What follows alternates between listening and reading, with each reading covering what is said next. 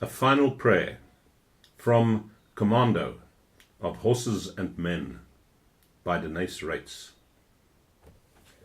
A week before, a colonial named Lemuel Cullen had turned up amongst them with a tale that the English had put him in prison at Clanwilliam on a false charge of high treason. He said that he had escaped over the wall one night and had come in revenge to take up arms. Believing his story, they gave him a rifle and he joined the Commando. Cullen, however, was a spy in British pay, and after collecting what information he could, he had disappeared.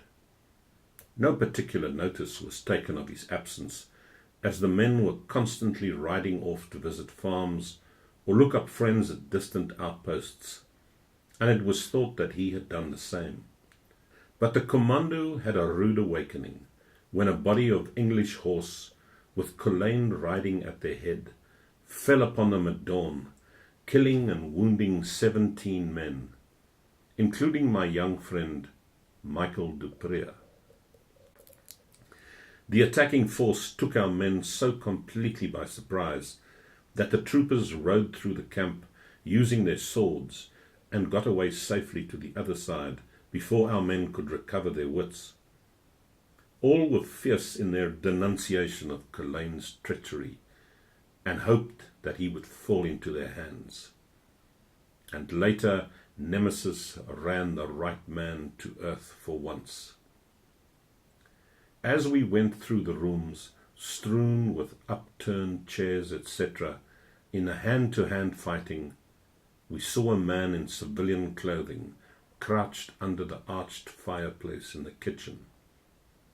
I thought it was the owner of the farm, not yet recovered from his fright.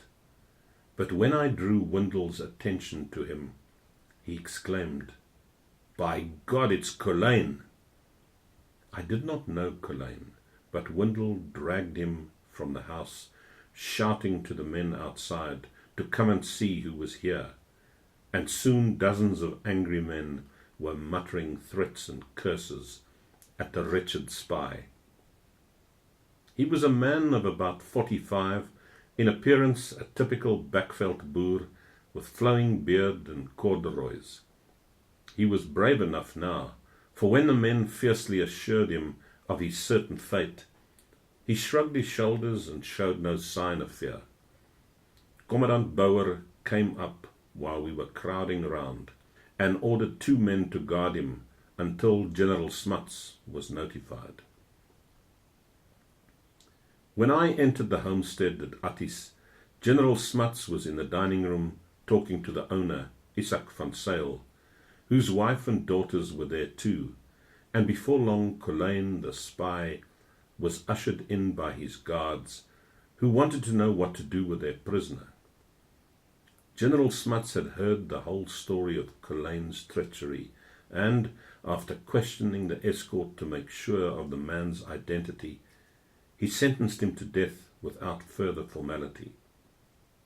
When the general said to the guards, "Take him outside and shoot him," Cullen's nerve failed him, and falling on his knees, he begged for mercy, while the woman fled the room in tears. General Smuts repeated his order, but as the condemned man was being led out, the Reverend Mr. Krill came in and asked leave to pray for the soul of this poor sinner. So Cullen was taken to a little smithy behind the dwelling house, and when I looked in a little later, I saw him and the clergyman kneeling side by side against a plough trail, deep in prayer. After a while, Andries de Wet of our staff was told to collect a firing party, and as he disliked the job, he asked me to accompany him. We sent some farm servants to dig a grave out of sight of the house, to spare the feelings of its inmates, and, ordering 3 men who were off-saddled in the garden to fetch their rifles, we went to the workshop door. Catching Mr. Krill's eye, de Wet pointed to the prisoner, and the clergyman touched the kneeling man on the shoulder and said, "Brother, be a man. Your time has come." Colleen took the news calmly.